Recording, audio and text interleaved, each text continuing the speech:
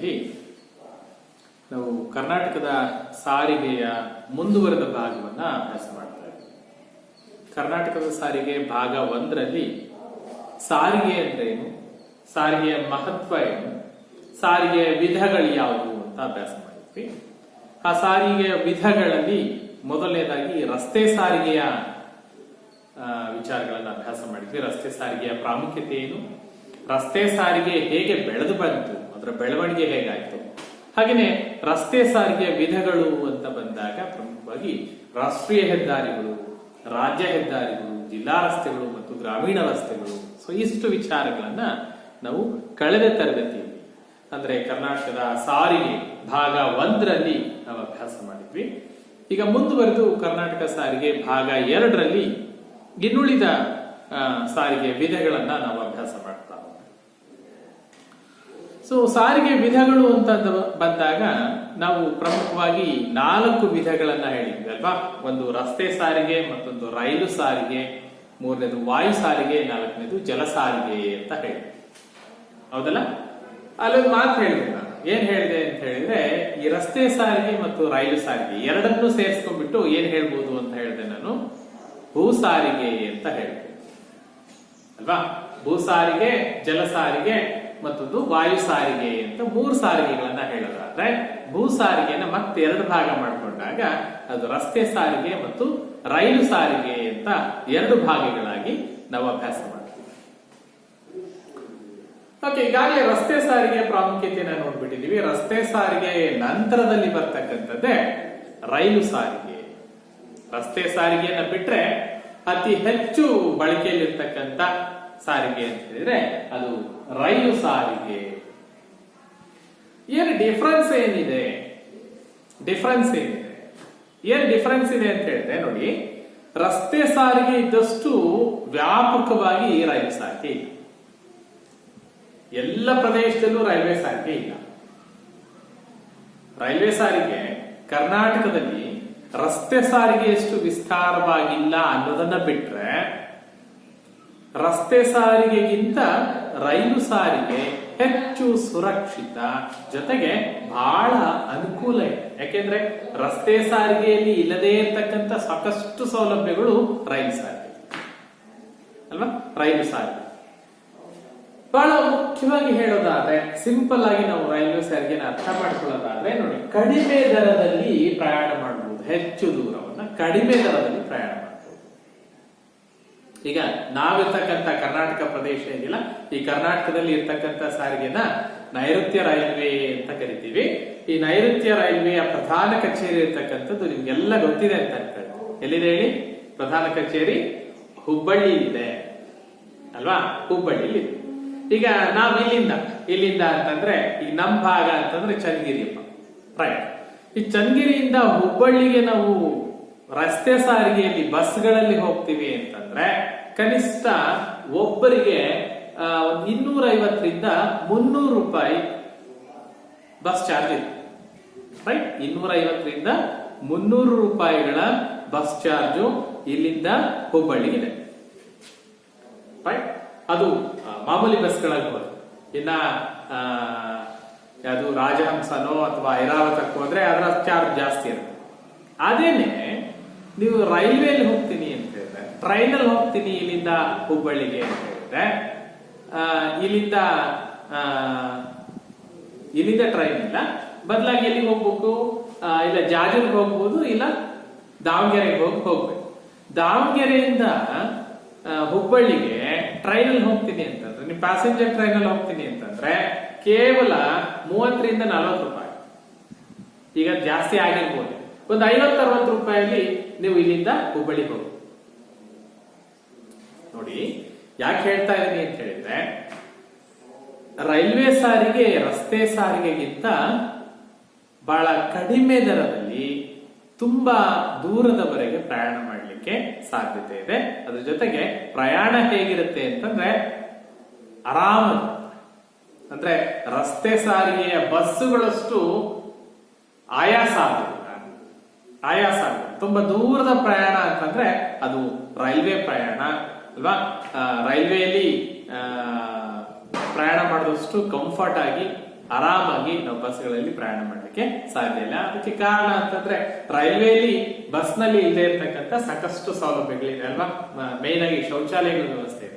ಆರಾಮಾಗಿ ನಾವು ಟ್ರೈನ್ ಅಲ್ಲಿ ಖಾಲಿತ್ತು ಅಂತಂದ್ರೆ ಮಲ್ಕೊಂಡು ಪ್ರಯಾಣ ಮಾಡಬಹುದು ಅಲ್ಲ. ದೊಡ್ಡ ದೊಡ್ಡ ತುಂಬಾ ಓಡಾಡ್ಕೊಂಡಿರ್ಬೋದು. ಬಹಳ ಕೂರ್ಲಿಕ್ಕೆ ಆಗಲ್ಲ ಅಂತಂದ್ರೆ ಆರಾಮಾಗಿ ಅದು ಓಡಾಡ್ಬೋದು. ಬೋಗಿಯಿಂದ ಬೋಗಿಗೆ ಅದು ಎಕ್ಸ್ಪ್ರೆಸ್ ಟ್ರೈನ್ಗಳಾದ್ರೆ, ಶತಾಬ್ದಿ ಟ್ರೈನ್ಗಳಾದ್ರೆ ಏಕ ಇರುತ್ತೆ ಬೋಗಿಗಳೆಲ್ಲ ಅಲ್ಲ. ಒಂದ್ ಕಡೆಯಿಂದ ಮತ್ತೊಂದ್ ಕಡೆ ಸರಾಗ ಓಡಾಡ್ಬೋದು. ಊಟ ತಿಂಡಿ ಅಲ್ಲಿಗೆ ಬರ್ತಾ ಇರ್ತಾರೆ. ನೀರಿನ ವ್ಯವಸ್ಥೆ ಇರುತ್ತೆ. ಬೇಕಾದಷ್ಟು ಸೌಲಭ್ಯಗಳಿದೆ ಟ್ರೈನ್. ಕಡಿಮೆ ದರದಲ್ಲಿ ಹೆಚ್ಚು ದೂರ ಪ್ರಯಾಣ ಮಾಡಲಿಕ್ಕೆ ಸಾಧ್ಯ ರೈಲ್ವೆ ಸಾರಿಗೆ.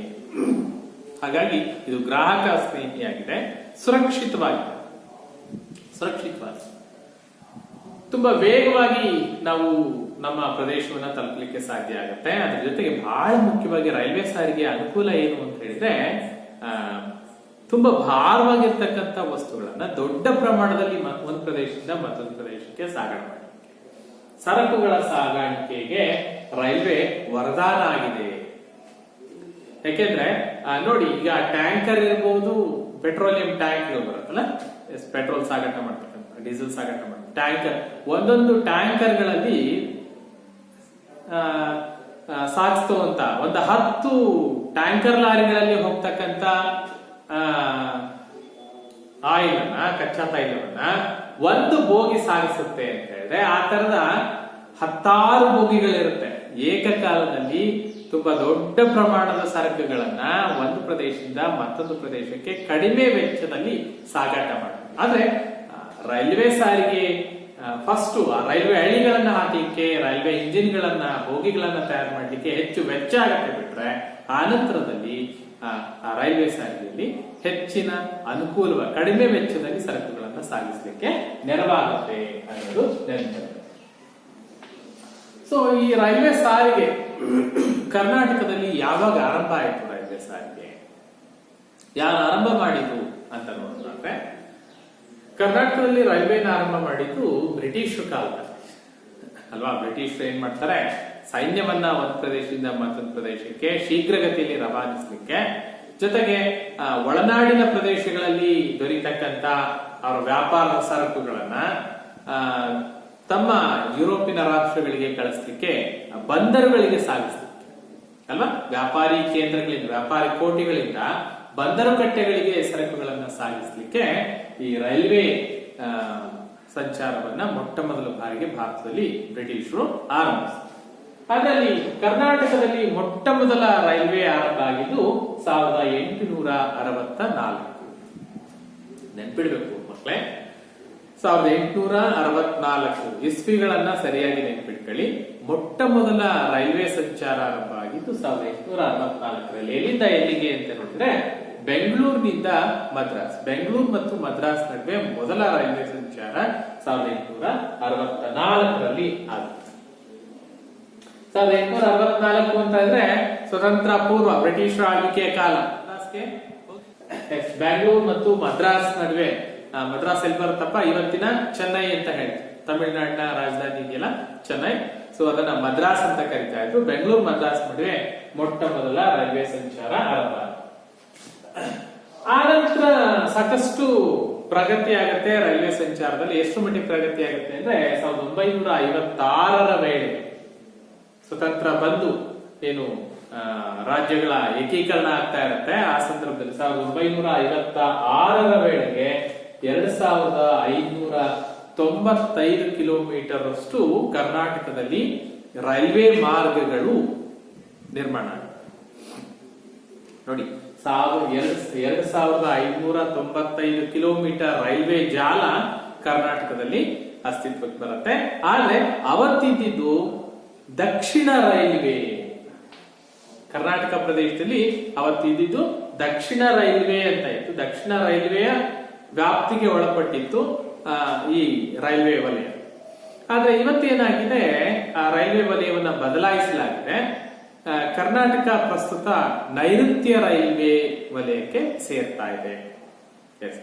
ನೈಋತ್ಯ ರೈಲ್ವೆ, ಇವಾಗಲೇ ಹೇಳ್ತಾ ಇದ್ದೀವಿ, ಕರ್ನಾಟಕದಲ್ಲಿ ನೈಋತ್ಯ ರೈಲ್ವೆ ಬರ್ತಾ ಇದೆ. ನೈಋತ್ಯ ರೈಲ್ವೆಯ ಕೇಂದ್ರ ಕಚೇರಿ ಎಲ್ಲಿದೆ ಅಂತ ಹೇಳಿದ್ರೆ ಹುಬ್ಬಳ್ಳಿ ಇದೆ. ಕೇಳ್ಬೋದು ನಿಮಗೆ. ನೈಋತ್ಯ ರೈಲ್ವೆಯ ಕೇಂದ್ರ ಕಚೇರಿ ಇರ್ತಕ್ಕಂಥದ್ದು ಹುಬ್ಬಳ್ಳಿಯಲ್ಲಿ. ಹೋಗಿದ್ರ ಹುಬ್ಬಳ್ಳಿಗೆ? ಹುಬ್ಬಳ್ಳಿ ಜಂಕ್ಷನ್ ನೋಡಿದಿರಾ? ತುಂಬಾ ವಿಶಾಲವಾಗಿರ್ತಕ್ಕಂಥ ಜಂಕ್ಷನ್ ಹುಬ್ಬಳ್ಳಿಯ ರೈಲ್ವೆ ಜಂಕ್ಷನ್. ನೋಡಿ, ಈ ಹುಬ್ಬಳ್ಳಿಯ ರೈಲ್ವೆ ಏನಿದೆ, ನೈಋತ್ಯ ರೈಲ್ವೆಯ ಕೇಂದ್ರ ಕಚೇರಿ ಹುಬ್ಬಳ್ಳಿ ಏನಿದೆ, ಇದು ತುಂಬಾ ಬಿಸ್ನೆಸ್ ಏರಿಯಾ ಹುಬ್ಬಳ್ಳಿ. ಸೊ ಪ್ರಸ್ತುತ ಅಂಕಿಅಂಶಗಳ ಪ್ರಕಾರ, ಪ್ರಸ್ತುತ ಮಾಹಿತಿಗಳ ಪ್ರಕಾರ ಭಾರತದಲ್ಲೇ ಅತಿ ದೊಡ್ಡ ರೈಲ್ವೆ ಪ್ಲಾಟ್ಫಾರ್ಮ್ ಹುಬ್ಬಳ್ಳಿಯಲ್ಲಿ ಆಗತ್ತೆ ಅನ್ನೋ ಮಾಹಿತಿ ಇದೆ. ಪ್ರಸ್ತುತ ಇರ್ತಕ್ಕಂಥದ್ದು 1300 ಮೀಟರ್ ಉದ್ದನೆಯ ರೈಲ್ವೆ ಪ್ಲಾಟ್ಫಾರ್ಮ್, ತುಂಬಾ ಉದ್ದನೆಯ ಪ್ಲಾಟ್ಫಾರ್ಮ್ ಅಂತ ಇದೆ. ಆದ್ರೆ ಹುಬ್ಬಳ್ಳಿಯಲ್ಲಿ ಯೋಜಿಸಲಾಗಿರ್ತಕ್ಕಂಥ ಒಂದು ರೈಲ್ವೆ ಪ್ಲಾಟ್ಫಾರ್ಮ್ 1500 ಮೀಟರ್ ಉದ್ದನೆಯ ರೈಲ್ವೆ ಪ್ಲಾಟ್ಫಾರ್ಮ್ ಅನ್ನ ನಿರ್ಮಿಸುವ ಯೋಜನೆ ಅನುಷ್ಠಾನಕ್ಕೆ ಬರ್ತಾ ಇದೆ. ಹಾಗೆ ಬಂದ್ರೆ ಹುಬ್ಬಳ್ಳಿ ರೈಲ್ವೆ ಪ್ಲಾಟ್ಫಾರ್ಮ್ ತುಂಬಾ ಉದ್ದನೆಯ ರೈಲ್ವೆ ಪ್ಲಾಟ್ಫಾರ್ಮ್ ಅಂತ ಹೆಸರಾಗಿದೆ. ಈಗ ನೈಋತ್ಯ ರೈಲ್ವೆಯ ಒಟ್ಟು ವ್ಯಾಪ್ತಿ ಎಷ್ಟಿದೆ ಅಂತ ನೋಡಿದ್ರೆ 3244 ಕಿಲೋಮೀಟರ್. 3244 ಕಿಲೋಮೀಟರ್ ಉದ್ದದ ರೈಲ್ವೆ ಜಾಲವನ್ನ ನೈಋತ್ಯ ರೈಲ್ವೆ ಹೊಂದಿದೆ. ನೈಋತ್ಯ ರೈಲ್ವೆ ಕೇಂದ್ರ ಕಚೇರಿ ಇಲ್ಲಿದೆ, ಹುಬ್ಬಳ್ಳಿಯಿದೆ.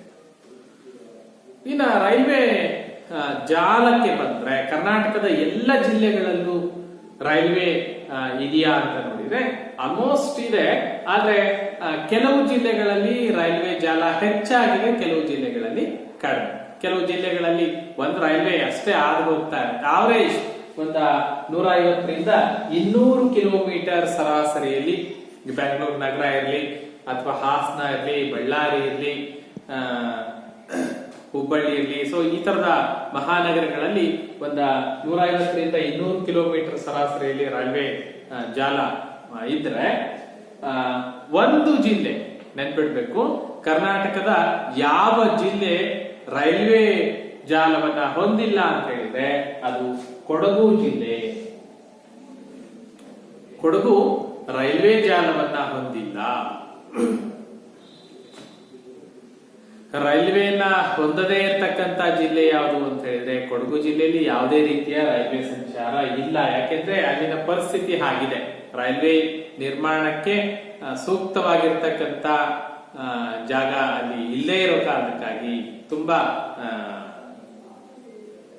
ಎತ್ತರವಾದ ಇಳಿಜಾರಾಗಿರ್ತಕ್ಕಂಥ ಪ್ರದೇಶ ಅಲ್ಲಿರೋದ್ರಿಂದ ರೈಲ್ವೆ ವ್ಯವಸ್ಥೆಯನ್ನ ಅಲ್ಲಿ ವಿಸ್ತರಣೆ ಮಾಡ್ಲಿಕ್ಕೆ ಆಗುತ್ತೆ.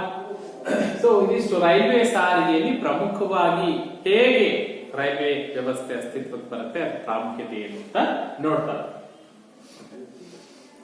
ನೆಕ್ಸ್ಟ್ ಬಂದ್ಬಿಟ್ಟು ಕರ್ನಾಟಕದಲ್ಲೇ ಪಶ್ಚಿಮ ಕರಾವಳಿ ಅಂತ ಏನ್ ಬರುತ್ತೆ, ಪೂರ್ವ ಕರಾವಳಿ ಪಶ್ಚಿಮ ಕರಾವಳಿ ಎರಡು ಭಾಗ ಬರುತ್ತಲ್ಲ. ಸೊ ಕರ್ನಾಟಕದ ಪಶ್ಚಿಮ ಕರಾವಳಿಗೆ ಬಂದ್ರೆ, ಪಶ್ಚಿಮ ಕರಾವಳಿ ಅಂತ ಹೇಳಿದ್ರೆ ನಾವು ಕರ್ನಾಟಕದ ತೀರ ಪ್ರದೇಶಕ್ಕೆ ಹೋದ್ರೆ ಸೊ ಈ ಭಾಗ ಇದೆಯಲ್ಲ, ಸೊ ಈ ಭಾಗ ಪಶ್ಚಿಮ ಕರಾವಳಿ.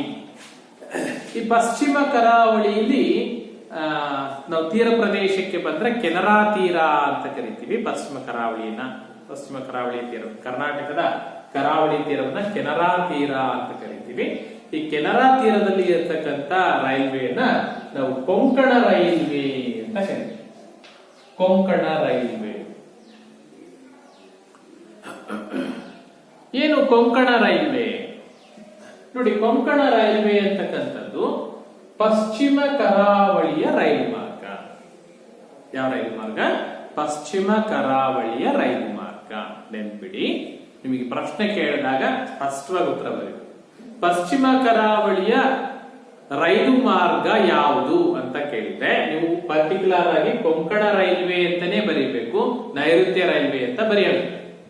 ಹಾಗೆ ಕರ್ನಾಟಕ ಯಾವ ರೈಲ್ವೆ ವಲಯಕ್ಕೆ ಸೇರಿದೆ ಅಂತ ಬಂದಾಗ ನೈಋತ್ಯ ರೈಲ್ವೆ ಅಂತ ಬರೀಬೇಕು, ಕೊಂಕಣ ರೈಲ್ವೆ ಅಂತ ಬರೆಯೋ ಹಾಗಿಲ್ಲ. ರೈಟ್? ಕೊಂಕಣ ರೈಲ್ವೆ ಇದು ಕರಾವಳಿಗೆ ಸೀಮಿತವಾಗಿರ್ತಕ್ಕಂಥ ರೈಲ್ವೆ ಮಾರ್ಗ. ರೈಟ್? ಈ ರೈಲ್ವೆ ಹಳಿಗಳನ್ನ ನೋಡಿದ್ರಲ್ಲ ನೀವು, ರೈಲ್ವೆ ಹಳಿಗಳು ಸಾಮಾನ್ಯವಾಗಿ ನೈಋತ್ಯ ರೈಲ್ವೆ ಏನಿದೆ, ಸಾಮಾನ್ಯ ರೈಲು ಮಾರ್ಗಗಳಲ್ಲಿ ರೈಲ್ವೆ ಹಳಿಗಳ ನಡುವಿನ ಅಂತರ ತುಂಬಾ ಹೆಚ್ಚಾಗಿರುತ್ತೆ. ಅದನ್ನ ನಾವು ಬ್ರಾಡ್ ಗೇಜ್ ಅಂತ ಕರಿತೀವಿ. ರೈಲ್ವೆಗಳಲ್ಲಿ ಹಳಿಗಳಲ್ಲಿ 3 ವಿಧ ಇದೆ ಅಲ್ವಾ. ಬ್ರಾಡ್ ಗೇಜ್ ತುಂಬಾ ಅಗಲವಾಗಿರ್ತಕ್ಕಂಥ ರೈಲು ಮಾರ್ಗ, ಅದನ್ನ ಬ್ರಾಡ್ ಗೇಜ್ ಅಂತ ಕರಿತೀವಿ. ಎಲ್ಲ ಪ್ರದೇಶಗಳಲ್ಲೂ ಸಾಮಾನ್ಯವಾಗಿ ಬ್ರಾಡ್ ಗೇಜ್ ಅನ್ನ ಹೊಂದಿದೆ. ಅದನ್ನ ಬಿಟ್ರೆ ಮೀಟರ್ ಗೇಜ್ ಅಂತ ಬರುತ್ತೆ. ಅದಕ್ಕಿಂತ ರೈಲ್ವೆ 2 ಹಳಿಗಳ ನಡುವಿನ ಅಂತರ ಅದಕ್ಕಿಂತ ಸ್ವಲ್ಪ ಚಿಕ್ಕದಾಗಿರುತ್ತೆ. ಮತ್ತೊಂದು ನ್ಯಾನೋ ಗೇಜ್ ಅಂತ ಬರುತ್ತೆ. ನ್ಯಾನೋ ಗೇಜ್ ಅತಿ ಕಿರಿದಾಗಿರ್ತಕ್ಕಂಥ ರೈಲು ಮಾರ್ಗವನ್ನು ಹೊಂದಿರುತ್ತೆ. ಸಾಮಾನ್ಯವಾಗಿ ಕರಾವಳಿ ಪ್ರದೇಶಗಳಲ್ಲಿ, ಬೆಟ್ಟಗುಡ್ಡ ಪ್ರದೇಶಗಳಲ್ಲಿ ರೈಲ್ವೆ ಮಾರ್ಗಗಳನ್ನ ನಿರ್ಮಾಣ ಮಾಡಬೇಕಾದ್ರೆ ಬ್ರಾಡ್ ಗೇಜ್ ಅನ್ನ ಬಳಸಲ್ಲ. ತುಂಬಾ ಅಗಲವಾಗಿರ್ತಕ್ಕಂಥ ಹಳಿಗಳನ್ನ ಬಳಸಲ್ಲ, ಕಿರಿದಾದ ಹಳಿಗಳನ್ನ ಬಳಸ್ತಾರೆ. ಸೊ ಆ ಸಂದರ್ಭದಲ್ಲಿ ಮೀಟರ್ ಗೇಜು, ನ್ಯಾನೋ ಗೇಜ್ ರೈಲ್ವೆಗಳನ್ನ ಬಳಸ್ತಾರೆ. ಒಂದು ನೆನ್ಪಿಟ್ಕೊಳ್ಳಿ, ಬ್ರಾಡ್ ಗೇಜ್ ಅಲ್ಲಿ ಹೋಗ್ತಾ ಇರ್ತಕ್ಕಂಥ ಟ್ರೈನು ಮೀಟರ್ ಗೇಜ್ ಅಲ್ಲಿ ಹೋಗಲ್ಲ ಅಥವಾ ನ್ಯಾನೋ ಗೇಜ್ಗಳಲ್ಲಿ ಹೋಗಲ್ಲ. ಯಾಕೆಂದ್ರೆ ಹಳಿಗಳ ನಡುವಿನ ಅಂತರ, 2 ರೈಲ್ವೆ ಗಾಲಿಗಳ ನಡುವಿನ ಅಂತರ. ಸೊ ಬ್ರಾಡ್ ಗೇಜ್ ರೈಲ್ವೆ ಹಳಿಗೆ ಮಾಡಿರ್ತಕ್ಕಂಥ ಟ್ರೈನು ಬ್ರಾಡ್ ಗೇಜ್ ಹಳಿಗಳಲ್ಲಿ ಮಾತ್ರ ಹೋಗುತ್ತೆ, ಬಿಟ್ರೆ ಅದು ನ್ಯಾನೋ ಗೇಜ್ಗಳಲ್ಲಿ ಹೋಗಲ್ಲ. ನ್ಯಾನೋ ಗೇಜ್ ನ railway engine nano railway track ಗಳಲ್ಲಿ ಮಾತ್ರ ಹೋಗುತ್ತೆ, ಬಿಟ್ರೆ ಅದು ಬ್ರಾಡ್ ಗೇಜ್ ಅಲ್ಲಿ ಹೋಗೋದಿಲ್ಲ. ಇನ್ನ ಕೊಂಕಣ ರೈಲ್ವೆ ಅದರ ಪ್ರಾಮುಖ್ಯತೆ ಏನು ಅಂತ ನೋಡಿದ್ರೆ, ನೋಡಿ ಮಂಗಳೂರಿನಿಂದ ಈ ಕಡೆ ಬರ್ತಲ್ಲ ದಕ್ಷಿಣ ಕನ್ನಡದ ಪ್ರಮುಖ ಕೇಂದ್ರ, ಮಂಗಳೂರಿನಿಂದ ಮುಂಬೈ, ಎಲ್ಲಿ ಮುಂಬೈ ಮಹಾರಾಷ್ಟ್ರದ ರಾಜಧಾನಿ ಅಲ್ವಾ, ಮಹಾರಾಷ್ಟ್ರದ ರಾಜಧಾನಿ ಮುಂಬೈ. ಮಂಗಳೂರಿನಿಂದ ಮುಂಬೈನ ತಲುಪಲಿಕ್ಕೆ ಸುಮಾರು 41 ಗಂಟೆಗಳು ಪ್ರಯಾಣ ಮಾಡಬೇಕಾಗಿತ್ತು. ಕರಾವಳಿ ಪ್ರದೇಶಗಳಲ್ಲಿ ಘಾಟ್ ಸೆಕ್ಷನ್ ಅಲ್ಲಿ ವೇಗವಾಗಿ ಹೋಗ್ಲಿಕ್ಕೆ ಸಾಧ್ಯ ಇಲ್ಲ. 41 ಗಂಟೆಗಳ ಪ್ರಯಾಣವನ್ನ ಈ ಕೊಂಕಣ ರೈಲ್ವೆ 18 ಗಂಟೆಗಳಿಗೆ ರೆಡ್ಯೂಸ್ ಮಾಡಿದೆ. ನೋಡಿ, 48 ಗಂಟೆ ಪ್ರಯಾಣ ಮಾಡ್ತಾ ಇದ್ದೀವಿ. 48 ಗಂಟೆ ಅಂದ್ರೆ ಎಷ್ಟಾಯ್ತು? 2 ದಿನ ಅಲ್ಲ, 24, 48 ಗಂಟೆ, ಸರಿ 41 ಗಂಟೆ. 41 ಗಂಟೆ ಇದ್ದಂತಹ ಪ್ರಯಾಣದ ಸಮಯವನ್ನ 18 ಗಂಟೆಗಳಿಗೆ ಕಡಿಮೆ ಮಾಡಿದೆ. ಸುಮಾರು 18 ಗಂಟೆಯಲ್ಲಿ ರೀಚ್ ಆಗ್ಬಿಡ್ಬೋದು ಮಂಗಳೂರಿನಿಂದ ಮುಂಬೈ ನಡುವಿನ ರೈಲು ಮಾರ್ಗ. ಇದೆಲ್ಲರೂ ಕರಾವಳಿ ಪ್ರದೇಶಗಳಲ್ಲಿ ಟ್ರೈನ್ ಅಲ್ಲಿ ಹೋಗಿದ್ದೀರಾ, ಪಾಸ್ ಆಗಿದ್ದೀರಾ? ಅವಕಾಶ ಸಿಕ್ಕರೆ ಹೋಗಿ. ಕೊಂಕಣ ರೈಲ್ವೆಯಲ್ಲಿ ಹೋಗಿ. ಮಾಮೂಲಿ ನಮ್ಮ ನೈಋತ್ಯ ರೈಲ್ವೆಯಲ್ಲಿ ಹೋಗೋದಕ್ಕಿಂತ ಈ ಕೊಂಕಣ ರೈಲ್ವೆ ಪಕ್ಕದಲ್ಲಿ ಸಮುದ್ರ ಇರುತ್ತೆ, ಸಮುದ್ರ ಅಲೆಗಳು ಹೊಡಿತಾ ಇರುತ್ತೆ. ಈ ಕಡೆ ಎತ್ತರವಾದ ಬೆಟ್ಟಗುಡ್ಡ ಪ್ರದೇಶವು, ಪ್ರಕೃತಿಯ ನಡುವೆ ರಮಣೀಯ ತಾಣಗಳು. ನಾವು ಅದ್ರಲ್ಲಿ ಹೋಗ್ಬೇಕು, ಹೋದಾಗ ಅದನ್ನ ಪದಗಳಲ್ಲಿ ವರ್ಣಿಸ್ಲಿಕ್ಕೆ ಆಗಲ್ಲ. ಆ ಅನುಭವವೇ ಬೇರೆ. ಆ ಅನುಭವವನ್ನ ಅನುಭವಿಸ್ಬೇಕು, ಬಿಟ್ರೆ ಹೇಳಲಿಕ್ಕೆ ಬರಲ್ಲ. ಸುಮಾರು 273 ಕಿಲೋಮೀಟರ್ಗಳ ಉದ್ದವನ್ನ ಹೊಂದಿದೆ Konkan railway. Konkan railway 273 kilometre ಉದ್ದವನ್ನ ಹೊಂದಿದೆ. ಈ 273 ಕಿಲೋಮೀಟರ್ ಕೊಂಕಣ ರೈಲ್ವೆಯಲ್ಲಿ 13 ಪ್ರಮುಖ ಸೇತುವೆಗಳು ಬರುತ್ತೆ, ಬ್ರಿಡ್ಜ್ಗಳು. 13 ಪ್ರಮುಖ ಬ್ರಿಡ್ಜ್ಗಳು ಬರುತ್ತೆ. ಈ 13 ಪ್ರಮುಖ ಬ್ರಿಡ್ಜ್ಗಳಲ್ಲದೆ ಸುಮಾರು 310 ಇತರೆ ಸೇತುವೆಗಳನ್ನ ಒಳಗೊಂಡಿದೆ. ನೋಡಿ, ಸೇತುವೆಗಳನ್ನ ಎಲ್ಲಿ ಕಟ್ತಾರೆ? ರೈಲ್ವೆ ಮಾರ್ಗದ ಸಂದರ್ಭದಲ್ಲಿ ಅಡ್ಡಲಾಗಿ ನದಿಗಳು, ಕಂದಕಗಳು ಬಂದಾಗ ಆ ಸಂದರ್ಭದಲ್ಲಿ ಆ ಪ್ರದೇಶದಿಂದ ಮತ್ತೊಂದು ಎತ್ತರದ ಪ್ರದೇಶಕ್ಕೆ ಅಡ್ಡಲಾಗಿ ಸೇತುವೆಗಳನ್ನ ಕಟ್ತಾರೆ. ನೋಡಿ, 13 ಮುಖ್ಯ ಸೇತುವೆಗಳು, 310 ಇತರ ಸೇತುವೆಗಳನ್ನ ಒಳಗೊಂಡಂತೆ ಸುಮಾರು 273 ಕಿಲೋಮೀಟರ್ಗಳ ಉದ್ದವನ್ನ ಕೊಂಕಣ ರೈಲ್ವೆ ಹೊಂದಿರತಕ್ಕಂಥದ್ದು ಬಹಳ ಮುಖ್ಯ. ಇನ್ನ ಈ ಬ್ರಿಡ್ಜಿನ ವಿಚಾರಕ್ಕೆ ಬಂದ ಮುಖ್ಯ ಸೇತುವೆಗಳು ಅಂತ ಬಂದಿ ನೋಡಿ, ಇಲ್ಲಿ ಶರಾವತಿ ನದಿ ಸೇತುವೆ ಒಂದು ಬರ್ತಾ ಇದೆ. ಕೊಂಕಣ ರೈಲ್ವೆ ಪಾಸ್ ಆಗ್ಬೇಕಾದ್ರೆ ಶರಾವತಿ ನದಿಗೆ ಅಡ್ಡಲಾಗಿ ಕಟ್ಟಿರ್ತಕ್ಕಂಥ ಒಂದು ರೈಲ್ವೆ ಬ್ರಿಡ್ಜ್ ಸುಮಾರು 2.2 ಕಿಲೋಮೀಟರ್ ಉದ್ದನೆಯ ಸೇತುವೆ, ಶರಾವತಿ ಸೇತುವೆ ಕಟ್ಟಿರ್ತಕ್ಕಂಥ ಸೇತುವೆ. ಸುಮಾರು 2.2 ಕಿಲೋಮೀಟರ್ ಬ್ರಿಡ್ಜ್ ಮೇಲೆ ಹೋಗುತ್ತೆ ಟ್ರೈನ್ ಅಂತ ಹೇಳಿದ್ರೆ, ಆ ಎರಡೂ ಕಡೆಗಳಲ್ಲಿ ಇರ್ತಕ್ಕಂಥ ರಮಣೀಯ ಸೌಂದರ್ಯವನ್ನ ನಾವು ಅಲ್ಲಿ ಹೋಗೇ ನೋಡ್ಬೇಕಾದ್ರೆ. ಇನ್ನ ಕಾಳಿ ನದಿಯ ಸೇತುವೆ ಸುಮಾರು 1.2 ಕಿಲೋಮೀಟರ್ ಉದ್ದನೆ ಇರ್ತಕ್ಕಂಥ ಸೇತುವೆಯನ್ನ ನಾವು ದಾಟಬೇಕಾಗುತ್ತೆ. ಸೊ ಇವೆಲ್ಲ ಕೊಂಕಣ ರೈಲ್ವೆಯಲ್ಲಿ ಬರ್ತಕ್ಕಂಥ ಮುಖ್ಯ ಅಂಶಗಳು. ಅದ್ರ ಜೊತೆಗೆ ಅಲ್ಲಲ್ಲಿ ಸುರಂಗಗಳನ್ನ ನಿರ್ಮಿಸಲಾಗಿದೆ. ಅಡ್ಡಲಾಗಿ ನದಿಗಳು ಬಂದಾಗ ನದಿ ಮೇಲೇನೋ ಬ್ರಿಡ್ಜ್ ಕಟ್ಬಿಡ್ತಾರೆ, ಸೇತುವೆ ಕಟ್ಕೊಂಡು ಹೋಗ್ಬಿಡ್ತಾರೆ. ಆದ್ರೆ ಅಡ್ಡಲಾಗಿ ಪರ್ವತ ಬಂದಾಗ ಏನ್ ಮಾಡ್ತಾರೆ, ಪರ್ವತದ ಮೇಲೆ ಹತ್ತಿ ಇಳಿಸ್ತಾರ ಟ್ರೈನ್ ಅನ್ನ? ಇಲ್ಲ. ಏನ್ ಮಾಡ್ಬೇಕು, ಆ ಅಡ್ಡಲಾಗಿ ಬಂದಿರ್ತಕ್ಕಂಥ ಪರ್ವತವನ್ನ ಕೊರಿತಾರೆ ಅಲ್ಲ, ಕೊರೆದ್ಬಿಟ್ಟು ಅದನ್ನ ತೆಗೆದು ರೈಲು ಹೋಗ್ಲಿಕ್ಕೆ ಎಷ್ಟು ಬೇಕೋ ಅಷ್ಟು ಸುರಂಗವನ್ನ ಮಾಡ್ತಾರೆ. ಆ ಸುರಂಗ ಮಾರ್ಗದಲ್ಲಿ ಚಲಿಸ್ತಾ ಇರುತ್ತೆ. ಸಾಕಷ್ಟು ಸುರಂಗ ಮಾರ್ಗಗಳಲ್ಲಿ ಕೊಂಕಣ ರೈಲ್ವೆ ಹಾದು ಹೋಗುತ್ತೆ. ನೋಡಿದ್ರ ಕೊಂಕಣ ರೈಲ್ವೆ ಹೇಗೆ ಹೋಗುತ್ತೆ? ನಿಮ್ಮ ರೈಲ್ವೆಲಿ ಐ ಥಿಂಕ್ ನೀವು ಮೈನಾ ಸಿನಿಮಾ ನೋಡಿದ್ರ ಅಂತ ಅನ್ಕೊಳ್ತೀವಿ. ಮೈನಾ ಸಿನಿಮಾ ನೋಡಿದ್ರೆ ಅಲ್ಲಿ ಒಂದು ರೈಲ್ ಪಾಸ್ ಆಗ್ತಾ ಇರುತ್ತೆ ನೋಡಿ, ಪದೇ ಪದೇ ತೋರಿಸ್ತಾ ಇರ್ತಾರೆ. ಸುರಂಗಗಳಲ್ಲಿ ಪಾಸ್ ಆಗ್ತಾ ಇದೆ, ಅದ್ರ ಜೊತೆಗೆ ಅಲ್ಲೊಂದು ಫಾಲ್ಸ್ ಬರ್ತಾ ಇದೆ ಅಲ್ವಾ, ದೂದ್ ಸಾಗರ್ ಫಾಲ್ಸ್. ಈ ಕಡೆ ನಮ್ಮ ಹುಬ್ಬಳ್ಳಿಯಿಂದ ಮುಂದೆ ಹೋಗ್ತಾ ಲೋಂಡಾದಿಂದ ಮುಂದೆ ಹೋದ್ರೆ ಅಲ್ಲಿ ಟ್ರೈನ್ ಅಲ್ಲಿ ಅಷ್ಟೇ ಹೋಗ್ಲಿಕ್ಕೆ ಸಾಧ್ಯ ಇದೆ, ಬೇರೆ ಸಾರಿಗೆ ವ್ಯವಸ್ಥೆ ಇಲ್ಲ.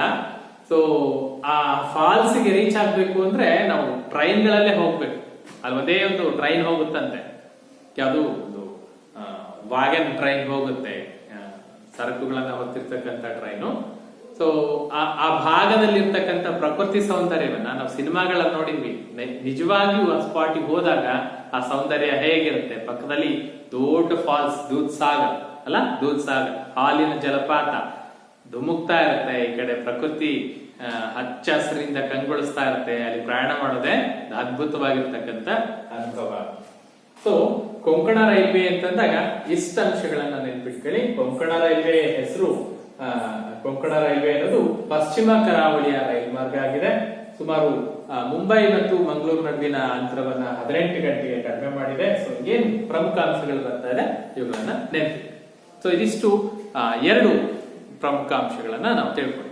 ನೆಕ್ಸ್ಟ್ ಬಂದ್ಬಿಟ್ರೆ ನಮ್ಮ ಮೆಟ್ರೋ ಯಾವುದು? ನಮ್ಮ ಮೆಟ್ರೋ ಅಂದ ತಕ್ಷಣ ನಿಮ್ಗೆ ಅರ್ಥ ಆಗುತ್ತೆ ಅಂತ ಅನ್ಕೊಳ್ತೀನಿ. ಬೆಂಗಳೂರಿನಲ್ಲಿ ಟ್ರಾಫಿಕ್ ಸಮಸ್ಯೆ ದಿನೇ ಹೆಚ್ಚಾಗ್ತಾ ಇದೆ. ಆ ಬೆಂಗಳೂರಿನ ಟ್ರಾಫಿಕ್ ಸಮಸ್ಯೆಯನ್ನ ನಿವಾರಿಸಲಿಕ್ಕಾಗಿ ಏನ್ ಮಾಡಿದ್ದಾರೆ, ನಮ್ಮ ಮೆಟ್ರೋ ಅಂತಕ್ಕಂತ ಒಂದು ರೈಲ್ವೆ ವ್ಯವಸ್ಥೆಯನ್ನ ಜಾರಿಗೊಳಿಸಿದ್ದಾರೆ. ಬೆಂಗಳೂರು ನಗರಕ್ಕೆ ನೀವು ಹೋದ್ರೆ ಮೆಟ್ರೋ ಟ್ರೈನ್ ಅಲ್ಲಿ ಸಂಚಾರ ಮಾಡಬಹುದು ಅಲ್ವಾ. ಕೆಳಗಡೆ ವೆಹಿಕಲ್ ಪಾಸ್ ಆಗ್ತಾ ಇರುತ್ತೆ. ಎತ್ತರದ ದೊಡ್ಡ ಪಿಲ್ಲರ್ ಗಳ ಮೇಲೆ ರೈಲ್ವೆ ಹಳಿಗಳನ್ನ ನಿರ್ಮಿಸಿದ್ದಾರೆ. ಸೊ ತುಂಬಾ ಶೀಘ್ರಗತಿಯಲ್ಲಿ ಲಕ್ಷಾಂತರ ಜನ ಪ್ರಯಾಣಿಕರು ಅಲ್ಲಿ ಇದುವರೆಗೂ ಕೂಡ, ಅಂದ್ರೆ ಆರಂಭ ಆದಾಗ್ಲಿಂದ ಲಕ್ಷಾಂತರ ಜನ ಪ್ರಯಾಣಿಕರು ಅದರಲ್ಲಿ ಪ್ರಯಾಣ ಮಾಡ್ತಾರೆ. ನಿತ್ಯ ಸಾವಿರಾರು ಜನ, ಅದರಲ್ಲೂ ಪ್ರಮುಖವಾಗಿ ನಿಗದಿಪಡಿಸಿದ ಸ್ಥಳಗಳಿಗೆ, ದಿನನಿತ್ಯ ಕೆಲಸ ಕಾರ್ಯಗಳಿಗೆ ಹೋಗ್ತಕ್ಕಂಥವ್ರು ಟ್ರಾಫಿಕ್ ನಲ್ಲಿ ಸಿಲುಕಿ ಲೇಟ್ ಆಗೋದನ್ನ ತಪ್ಪಿಸ್ಲಿಕ್ಕೆ ಹೆಚ್ಚಾಗಿ ಈ ಮೆಟ್ರೋ ಟ್ರೈನ್ ನಿರ್ಮಾಣ ಆಗಿದೆ. 20 ಅಕ್ಟೋಬರ್ 2011 ಡೇಟ್ ನೆನ್ಪಿಟ್ಕೊಳ್ಳಿ. 2011 ಅಕ್ಟೋಬರ್ 24ನೇ ತಾರೀಕು ನಮ್ಮ ಮೆಟ್ರೋ ಟ್ರೈನ್ ಅನ್ನ ಉದ್ಘಾಟನೆ ಮಾಡಲಾಗಿದೆ. ಇದು ಮೊಟ್ಟ ಮೊದಲ ಬಾರಿಗೆ ನಮ್ಮ ಮೆಟ್ರೋ ಸಂಚಾರ ಆರಂಭ ಆಗಿದ್ದು ಬೆಂಗಳೂರಿನ ಬೈಯಪ್ಪನಹಳ್ಳಿಯಿಂದ MG ರಸ್ತೆಯವರೆಗಿನ ಒಂದು ಟ್ರ್ಯಾಕ್ ಅನ್ನ ಫಸ್ಟ್ ನಿರ್ಮಾಣ ಮಾಡಿಬಿಟ್ಟು ಅಲ್ಲಿ ನಮ್ಮ ಮೆಟ್ರೋ ಟ್ರೈನ್ ಸಂಚಾರ ಆಗುತ್ತೆ. ತುಂಬಾ ಜನರು, ಲಕ್ಷಾಂತರ ಜನರು ಇವತ್ತು ಅನುಕೂಲ ಪಡಿತಾ ಇದ್ದಾರೆ. ಅದು ಇತ್ತೀಚಿನ ದಿನಗಳಲ್ಲಿ, ಇತ್ತೀಚೆಗೆ ಅಂದ್ರೆ ಈ ಏನು COVID-19 ಸಂದರ್ಭದಲ್ಲಿ ನಮ್ಮ ಮೆಟ್ರೋ ಸಂಚಾರ ಮಾಡ್ತಾ ಇದ್ರು ಕೂಡ ಪ್ರಯಾಣಿಕರು ಹೆಚ್ಚಾಗಿ ಹತ್ತುತ್ತಾ ಇಲ್ಲ ಅನ್ನೋದನ್ನ ಬಿಟ್ರೆ ಇನ್ನ ಉಳಿದ ದಿನಗಳಲ್ಲಿ ಹೆಚ್ಚಾಗಿ ಮೆಟ್ರೋಗೆ ಅವಲಂಬನೆಯಾಗಿರ್ತಕ್ಕಂಥ ಸಂಖ್ಯೆ ಹೆಚ್ಚಾಗಿ. ತುಂಬಾ ಎಲ್ಲೂ ನಿಗದಿಪಡಿಸಿದ ಸ್ಟಾಪ್ ಗಳನ್ನು ಬಿಟ್ರೆ ಎಲ್ಲೂ ಅಡೆತಡೆಗಳಿರಲ್ಲ, ಸರಾಗವಾಗಿ ಹೋಗ್ತಾ ಇರುತ್ತೆ. ಸೊ ನಗರ ಸಾರಿಗೆ ಅಂತ ಬಂದಾಗ ನಾವು ನಗರಗಳಲ್ಲಿ ಸಿಟಿ ಬಸ್ಗಳನ್ನ ಹೇಗೆ ನೋಡ್ತಿದ್ವಿ, ಹಾಗೆ ಮಹಾನಗರಗಳಲ್ಲಿ ಸಂಚಾರ ವ್ಯವಸ್ಥೆಗಾಗಿ, ಟ್ರಾಫಿಕ್ ಸಮಸ್ಯೆಯ ನಡುವೆಯೂ ಸರಾಗ ಸಂಚಾರಕ್ಕಾಗಿ ನಮ್ಮ ಮೆಟ್ರೋ ಅಂತಕ್ಕಂಥ ವ್ಯವಸ್ಥೆಯನ್ನ ಜಾರಿಗೊಳಿಸಿದೆ. ಸೊ ಇದಿಷ್ಟು ನಾವು ಪ್ರಮುಖವಾಗಿ ರೈಲ್ವೆ ವ್ಯವಸ್ಥೆ, ರೈಲ್ವೆ ಸಾರಿಗೆ ಅಂತ ಬಂದಾಗ ಇಷ್ಟು ಅಂಶಗಳನ್ನ ನೆನ್ಪಿಟ್ಕೊಳ್ಳಿ. ಪ್ರಮುಖ ಅಂಶಗಳನ್ನ ಪಟ್ಟಿ ಮಾಡ್ಕೊಳ್ಳಿ, ನೀವು ಪರೀಕ್ಷಾ ದೃಷ್ಟಿಯಿಂದ ಅದನ್ನು ಬರೀಲಿಕ್ಕೆ ಅನುಕೂಲ ಆಗುತ್ತೆ. ಸೊ ಇದುವರೆಗೂ ನಾವು 2 ಅಂಶಗಳನ್ನ ತಿಳ್ಕೊಂಡಿದೀವಿ. ಒಂದು ರಸ್ತೆ ಸಾರಿಗೆ, ಕಳೆದ ತರಗತಿಯಲ್ಲಿ, ಈ ಸಾರಿ ರೈಲು ಸಾರಿಗೆಯ ಬಗ್ಗೆ ಅಭ್ಯಾಸ ಮಾಡಿದ್ವಿ. ಇನ್ನು ನೆಕ್ಸ್ಟ್ ಬರ್ತಕ್ಕಂತ ಸಾರಿಗೆ ಯಾವುದು? ವಾಯು ಸಾರಿಗೆ. ವಾಯು ಸಾರಿಗೆಗೆ ಬಂದ್ರೆ ನೋಡಿ, ರೈಲ್ವೆ ಸಾರಿಗೆ ಮತ್ತು ರಸ್ತೆ ಸಾರಿಗೆಗೆ ಯಾವುದು ಸಾಧ್ಯವಿಲ್ವೋ ಅದು ವಾಯು ಸಾರಿಗೆ ಸಾಧ್ಯ. ವಾಯು ಸಾರಿಗೆ, ವಾಯು ಸಾರಿಗೆ ಅಂದ ತಕ್ಷಣ ವಾಯು ಸಾರಿಗೆಯ ಅನುಕೂಲಗಳೇನು ಅಂತ ಕೇಳ್ತೀವಿ ಅಲ್ವಾ? ಪ್ರಮುಖವಾಗಿರ್ತಕ್ಕಂಥ ಒಂದು 2 ಅಂಕದ ಪ್ರಶ್ನೆ ಕೇಳ್ಬಿಡ್ತಾರೆ. ವಾಯು ಸಾರಿಗೆಯಿಂದಾಗುವ ಅನುಕೂಲಗಳನ್ನ ತಿಳಿಸಿ. ನಾವು ಹೇಳಿದ್ವಿ, ರಸ್ತೆ ಸಾರಿಗೆಯಲ್ಲಿ ಇಲ್ಲದೆ ಇರತಕ್ಕಂಥ ಅನೇಕ ಸೌಲಭ್ಯಗಳು ರೈಲ್ವೆ ಸಾರಿಗೆಯಲ್ಲಿದೆ. ಹಾಗಾಗಿ ರೈಲು ಸಾರಿಗೆ ಕಡಿಮೆ ವೆಚ್ಚದಲ್ಲಿ ತುಂಬಾ ದೂರದ ಪ್ರಯಾಣಗಳನ್ನ ಆರಾಮದಾಯಕವಾಗಿ ನಾವು ಕ್ರಮಿಸಬಹುದು, ಹೋಗಬಹುದು. ಆದ್ರೆ ಇಲ್ಲಿ ರೈಲ್ವೆಗಿಂತ ವೇಗದ ಸಾರಿಗೆ ಅಂತ ಬಂದಾಗ, ರೈಲ್ವೆಗಿಂತ ವೇಗದ ಅನ್ನೋದಕ್ಕಿಂತ ಅತಿ ವೇಗದ ಸಾರಿಗೆ ಬೇರೆ ಯಾವ್ದನ್ನು ಕಂಪೇರ್ ಮಾಡ್ಲಿಕ್ಕಾಗಲ್ಲ, ಯಾವ ಸಾರಿಗೆನೂ ಕಂಪೇರ್ ಮಾಡ್ಲಿಕ್ಕಾಗಲ್ಲ. ಯಾವ ಸಾರಿಗೆ ಮುಂದೆ? ವಾಯು ಸಾರಿಗೆ ಅತ್ಯಂತ ವೇಗದ ಸಾರಿಗೆ ಅಂತ ಕರಿತೀವಿ. ಸೊ ಫಸ್ಟ್ ಆಗಿ ನಾವು ವಾಯು ಸಾರಿಗೆಯ ಅನುಕೂಲಗಳು ಅಂತ ಹೇಳಿ ಒಂದಷ್ಟು ಅಂಶಗಳನ್ನು, ಏನು ಅನುಕೂಲತೆ ಇದೆ ವಾಯು ಸಾರಿಗೆಯಲ್ಲಿ ಅಂತ ನೋಡ್ತಾರೆ. ನೋಡಿ, ವೇಗದ ಸಾರಿಗೆ ಅಂತ ಹೇಳಿ, ಸಾರಿಗೆಗಳಲ್ಲೇ ಅತ್ಯಂತ ವೇಗದ ಸಾರಿಗೆ ಅಂತ ಹೇಳಿದ್ರೆ ಅದು ವಾಯು ಸಾರಿಗೆ. ವಾಯು ಸಾರಿಗೆ ಅಂತಂದ್ರೆ ಯಾವ್ದಪ್ಪ? ಈಗ ರಸ್ತೆ ಸಾರಿಗೆ ಅಂತ ಹೇಳಿದ್ರೆ ರಸ್ತೆಯಲ್ಲಿ ಓಡಾಡ್ತಕ್ಕಂಥ ಎಲ್ಲಾ ವೆಹಿಕಲ್ಗಳು ಬಂದ್ಬಿಡ್ತು ಅಲ್ವಾ? ಬಸ್ಗಳಿರ್ಬೋದು, ಕಾರ್ಗಳಿರ್ಬೋದು, ಲಾರಿಗಳಿರ್ಬೋದು, ಬೇಕಾದಷ್ಟು ಸಾರಿಗೆಗಳು ಬಂದಿದೆ. ಸೊ ಅದು ರೈಲ್ವೆ ಸಾರಿಗೆ ಅಂದ್ರೆ ಹಳಿಗಳ ಮೇಲೆ ಹೋಗ್ತಕ್ಕಂಥ ರೈಲುಗಳು, ಅಲ್ಲಿನ ಸಾರಿಗೆ. ಸೊ ಇಲ್ಲಿ ಯಾವುದು ವಾಯು ಸಾರಿಗೆ ಅಂತಂದ್ರೆ ಯಾವುದು? ವಾಯು ಸಾರಿಗೆ ಅಂತ ಅಂದಾಗ ಇಲ್ಲಿ ಯಾವ್ದು ಬರುತ್ತೆ ಅಂತಂದ್ರೆ, ಪ್ರಯಾಣಿಕರನ್ನ ಒಂದು ಪ್ರದೇಶದಿಂದ ಮತ್ತೊಂದು ಪ್ರದೇಶಕ್ಕೆ ಸಾಗಾಟ ಮಾಡ್ತಾ ಇರ್ತಕ್ಕಂಥ ವಿಮಾನಗಳಿರ್ಬೋದು, ಯುದ್ಧ ವಿಮಾನಗಳಿರ್ಬೋದು, ಹೆಲಿಕಾಪ್ಟರ್ಗಳಿರ್ಬೋದು, ಏರೋಪ್ಲೈನ್ಗಳಿರ್ಬೋದು. ಸೊ ಒಟ್ಟಾರೆ ಅಂತರಿಕ್ಷದಲ್ಲಿ ಸಂಚಾರ ಮಾಡ್ತಕ್ಕಂಥ ವಾಹನಗಳನ್ನ ನಾವು ವಾಯು ಸಾರಿಗೆ.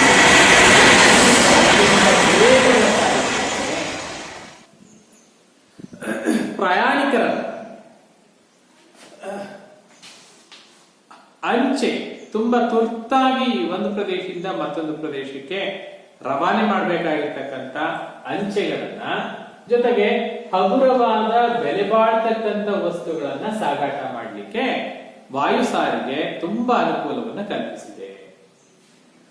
ವಾಯು ಸಾರಿಗೆಯಲ್ಲಿ ಎಷ್ಟು ಅನುಕೂಲ ಇದೆಯೋ ಒಂದು ಡ್ರಾಬ್ಯಾಕ್ ಇದೆ. ಏನು ಡ್ರಾಬ್ಯಾಕ್ ಅಂತ ಹೇಳಿದ್ರೆ, ನಾವು ರಸ್ತೆ ಸಾರಿಗೆಯಲ್ಲಿ, ರೈಲ್ವೆ ಸಾರಿಗೆಯಲ್ಲಿ ಅಥವಾ ಜಲ ಸಾರಿಗೆಯಲ್ಲಿ ಸಾಗಿಸಿದ ಹಾಗೆ ಭಾರವಾದ ಸರಕುಗಳನ್ನ ಸಾಗಾಟ ಮಾಡಲಿಕ್ಕೆ ವಾಯು ಸಾರಿಗೆ ಸೂಕ್ತ ಅಲ್ಲ. ಹಗುರವಾದ ವಸ್ತುಗಳನ್ನ ಸಾಗಾಟ ಮಾಡಲಿಕ್ಕೆ ಸಾಧ್ಯ ಆಗುತ್ತೆ. ಸೊ ಹಗುರವಾದ ವಸ್ತುಗಳನ್ನ ಸಾಗಾಟ ಮಾಡುತ್ತೆ, ಆದ್ರೆ ತುಂಬಾ ವೆಚ್ಚದಾಯಕ, ದುಬಾರಿ ಸಾರಿಗೆ ಅಂತ ಕರಿತೀವಿ. ಬೇರೆ ಸಾರಿಗೆಗೆ ಹೋಲಿಸಿದ್ರೆ ವಾಯು ಸಾರಿಗೆ ಜನಸಾಮಾನ್ಯರ ಕೈಗೆ ಎಟುಕದ ಸಾರಿಗೆ ಅಂತ ಹೇಳಿದ್ರೆ ಅದು ವಾಯು ಸಾರಿಗೆ. ದುಡ್ಡಿದ್ದವರು, ತುಂಬಾ ಶ್ರೀಮಂತರು ಅಲ್ವಾ, ತುಂಬಾ ಉನ್ನತ ಹುದ್ದೆಯಲ್ಲಿ ಇರ್ತಕ್ಕಂಥವ್ರು, ತುಂಬಾ ರಾಜ್ಯ ಅಥವಾ ರಾಷ್ಟ್ರ ಮಟ್ಟದ ನಾಯಕರುಗಳು ಸಂಚಾರ ಮಾಡ್ತಕ್ಕಂಥ ಸಾರಿಗೆ ಅಂತ ಹೇಳಿದ್ರೆ, ಅಥವಾ ಬಿಸ್ನೆಸ್ ಮ್ಯಾನ್ಗಳು. ಅದು ಹೇಳಿದ್ನಲ್ಲ, ದುಡ್ಡಿದ್ರೆ ನಾನು ಹೋಗ್ಬೋದು ಅಲ್ವಾ, ದುಡ್ಡಿದ್ರೆ ಯಾರು ಬೇಕಾದ್ರೂ ಹೋಗ್ಬೋದು. ಅದೇ ಹೇಳಿದ್ವಲ್ಲ, ವೆಚ್ಚದ ಸಾರಿಗೆ. ವೆಚ್ಚದ ಸಾರಿಗೆ ನಾವು ಇಲ್ಲಿಂದ ಹೈದರಾಬಾದ್ಗೆ ಹೋಗ್ಬೇಕಪ್ಪ ಅಂತಂದ್ರೆ ಸುಮಾರು ಟ್ರೈನ್ ಅಲ್ಲಿ ಹೋದ್ರೆ ಇಲ್ಲಿಂದ ಹೈದರಾಬಾದಿಗೆ ಒಂದ್ 1,000 ರೂಪಾಯಿ ಅಂತ ಇಟ್ಕೊಂಡು, ಗೊತ್ತಿಲ್ಲ ಎಷ್ಟಿದೆ ಅಂತ ಹೇಳಿ, 1,000 ರೂಪಾಯಿ ಅಂತಾನೆ ಇಟ್ಕೊಂಡು, ಜಾಸ್ತಿ ಆಯ್ತು 1,000 ರೂಪಾಯಿ ಇಟ್ಕೊಂಡು, 1,000 ರೂಪಾಯಿ ಅಂತ ಇಟ್ಕೊಂಡು 1,000 ರೂಪಾಯಿ ಹೈದರಾಬಾದ್ಗೆ ಹೋಗ್ಬೋದು ಅಂದ್ರೆ, ನಾ ಅದೇ ವಾಯು ಸಾರಿಗೆಯಲ್ಲಿ ಹೋಗ್ಬೇಕು ಅಂತ ಹೇಳಿದ್ರೆ 10,000 ರೂಪಾಯಿ ಖರ್ಚಾಗುತ್ತೆ. 10,000, 15,000, 20,000 ಯಾವ ಏರ್ಲೈನ್ಸ್ ಅಲ್ಲಿ ಹೋಗ್ತೀನಿ ಅನ್ನೋದ್ರ ಮೇಲೆ ಡಿಪೆಂಡ್ ಆಗುತ್ತೆ. ಆದ್ರೆ ವಾಯು ಸಾರಿಗೆ ಬಹಳ ಅನುಕೂಲ ನಮಗೆ ಒದಗಿಸ್ತಕ್ಕಂಥದ್ದು, ಬಹಳ ಉಪಯುಕ್ತ ಯಾವಾಗ ಅಂತಂದ್ರೆ ನೈಸರ್ಗಿಕ ವಿಪತ್ತುಗಳು ಸಂಭವಿಸಿದಂತಹ ಸಂದರ್ಭದಲ್ಲಿ ರಕ್ಷಣಾ ಕಾರ್ಯವನ್ನ ಮಾಡಬೇಕಾದಂತಹ ಸಂದರ್ಭಗಳು. ಹೀಗೆ ಧಾರಾಕಾರವಾಗಿ ಮಳೆ ಸುರಿದಿದೆ, ಪ್ರವಾಹ ಬಂದ್ಬಿಟ್ಟಿದೆ, ಎಲ್ಲ ಪ್ರದೇಶಗಳು ನೀರಿನಿಂದ ಸುತ್ತೋದೋಗ್ಬಿಟ್ಟಿದೆ, ಆ ಜನರ ರಕ್ಷಣಾ ಕಾರ್ಯವನ್ನು ಮಾಡಬೇಕು ಅಂತಂದಾಗ ನಾನು ರಸ್ತೆ ಸಾರಿಗೆಯಲ್ಲಿ, ರೈಲ್ವೆ ಸಾರಿಗೆಯಲ್ಲಿ ಹೋಗಿ ಕಾಪಾಡ್ತೀನಿ ಅಂತಂದ್ರೆ ಆಗಲ್ಲ. ಅಥವಾ ಜಲಮಾರ್ಗದಲ್ಲಿ ಹೋಗ್ತೀನಿ, ನಾನು ದೋಣಿ ತಗೊಂಡು ಹೋಗ್ತೀನಿ ಅಂತಂದ್ರೆ ದೋಣಿಗಳು ಸರಾಗವಾಗಿ ನೀರಿದ್ದಾಗ ಮಾತ್ರ ಸಂಚಾರ ಮಾಡ್ಲಿಕ್ಕೆ ಆಗತ್ತೆ, ಬಿಟ್ರೆ ಅಲ್ಲಲ್ಲಿ ಮನೆಗಳಿರುತ್ತೆ, ಮತ್ತೇನೋ ಸಿಗಾಕೊಂಡಿರುತ್ತೆ, ಅಲ್ಲೆಲ್ಲ ಹೋಗ್ಲಿಕ್ಕೆ ಆಗಲ್ಲ. ಸೊ ಅಂತರಿಕ್ಷದಲ್ಲಿ ಬಂದು ಅವರನ್ನ ಕ್ಯಾಚ್ ಮಾಡಿಕೊಂಡು ಅವರ ರಕ್ಷಣಾ ಕಾರ್ಯ ಮಾಡಬೇಕು ಅಂತ ಹೇಳಿದ್ರೆ ಅದು ವಾಯು ಸಾರಿಗೆಯಿಂದ ಸಾಧ್ಯ. ಸೊ ನೈಸರ್ಗಿಕ ವಿಪತ್ತುಗಳ ನಿರ್ವಹಣೆ ಸಂದರ್ಭದಲ್ಲಿ, ಯುದ್ಧ ಸಂದರ್ಭಗಳಲ್ಲಿ, ರಾಷ್ಟ್ರದ ರಕ್ಷಣಾ ಕಾರ್ಯಗಳ ಸಂದರ್ಭ, ಯುದ್ಧದ ಸಂದರ್ಭದಲ್ಲಿ ತುರ್ತು ಪರಿಸ್ಥಿತಿಯನ್ನ ನಿಭಾಯಿಸ್ತಕ್ಕಂಥ ಸಾರಿಗೆ ಅಂತ ಹೇಳಿದ್ರೆ ಅದು ವಾಯು ಸಾರಿಗೆ ಅಲ್ವಾ. ರಕ್ಷಣಾ ವಿಚಾರಕ್ಕೆ ಸಂಬಂಧಪಟ್ಟ ಹಾಗೆ ನಮಗೆ ವಾಯು ಸಾರಿಗೆ ತುಂಬಾ ಪ್ರಬಲವಾಗಿರ್ತಕ್ಕಂಥ ಸಾರಿಗೆ ಅನ್ನೋದನ್ನ ನಾವು ಗಮನಿಸಬೇಕಾಗುತ್ತೆ. ಜೊತೆಗೆ ರಸ್ತೆ ಮತ್ತೆ ರೈಲು ಈ ಎರಡೂ ಸಂಪರ್ಕವನ್ನು ಕಲ್ಪಿಸ್ತಾ ಇರ್ತಕ್ಕಂಥ ಸ್ಥಳಗಳಿಗೆ ನಾವು ವಾಯು ಸಾರಿಗೆಯಿಂದ ಸಂಪರ್ಕ ಕಲ್ಪಿಸಲಿಕ್ಕೆ ಸಾಧ್ಯ ಆಗುತ್ತೆ. ಸೊ ಹಾಗಾಗಿ ವಾಯು ಸಾರಿಗೆ ತುಂಬಾ ಅನುಕೂಲವನ್ನ ಹೊಂದಿರತಕ್ಕಂತ ಸಾರಿಗೆ ಆಗಿದೆ. ಆದ್ರೆ ಒಂದು ಡ್ರಾಬ್ಯಾಕ್ ಏನು ಅಂತ ಹೇಳಿದ್ರೆ, ಎರಡು ಡ್ರಾಬ್ಯಾಕ್ ಅನ್ನ ಇಟ್ಕೊಂಡ್ಬೋಣ. ಏನು ಅಂತ ಹೇಳಿದ್ರೆ, ಒಂದು ಭಾರವಾದ ಸರಕುಗಳನ್ನ ಸಾಗಿಸಲಿಕ್ಕೆ ಸಾಧ್ಯ ಇಲ್ಲ ಅನ್ನೋದು ಬಿಟ್ರೆ, ಎರಡನೇದು ದುಬಾರಿ ಸಾರಿಗೆ. ಸೊ ಎರಡು ಅಂಶಗಳನ್ನ ಹೊರತುಪಡಿಸಿದ್ರೆ ತುಂಬಾ ವೇಗವಾಗಿ, ಇವತ್ತೇನು ಗ್ಲೋಬಲೈಸೇಷನ್, ಜಾಗತೀಕರಣ ಆದ್ಮೇಲೆ ಏನಾಗ್ಬಿಟ್ಟಿದೆ ಅಂತಂದ್ರೆ ವಾಯು ಸಾರಿಗೆಯಿಂದ ತುಂಬಾ ದೂರದ ಪ್ರದೇಶಗಳಿಗೆ ನಾವು ಸರಾಗವಾಗಿ ಸಂಚಾರ ಮಾಡ್ಬೋದು ಅಲ್ವಾ. ಇವತ್ತು ಈ ಬೆಳಿಗ್ಗೆ ಇಲ್ಲಿಂದ ಬಿಟ್ರೆ, ಟಿಫನ್ ಮಾಡ್ಕೊಂಡು ಇಲ್ಲಿಂದ ಬಿಟ್ರೆ, ಮಧ್ಯಾಹ್ನ ಹೋಗ್ಬಿಟ್ಟು ಇಂಗ್ಲೆಂಡ್ ನಲ್ಲಿ ಲಂಚ್ ಮಾಡ್ಕೊಂಡು ಮತ್ತೆ ಆ ಕಡೆಯಿಂದ ಬಿಟ್ರೆ ರಾತ್ರಿ ಬಂದ್ಬಿಟ್ಟು ನಾವು ಇಲ್ಲಿ ಡಿನ್ನರ್. ಸೊ ಅಷ್ಟು ವೇಗದ ಸಾರಿಗೆ ವಾಯು ಸಾರಿಗೆ. ಇನ್ನ ವಾಯು ಸಾರಿಗೆಯ ಬೆಳವಣಿಗೆಗೆ ಬಂದ್ರೆ ನೋಡಿ, 1946ರಲ್ಲಿ ಬೆಂಗಳೂರಿನಿಂದ ಹೈದರಾಬಾದ್ಗೆ ಮೊದಲ ವಿಮಾನಯಾನ ಕರ್ನಾಟಕದಲ್ಲಿ ಆರಂಭ ಆಗಿದೆ. ನಾವಿಲ್ಲಿ ಹೋಗ್ತಾ ಇರೋದು ಭಾರತದಲ್ಲ, ಕರ್ನಾಟಕದ ವಿಮಾನಯಾನ.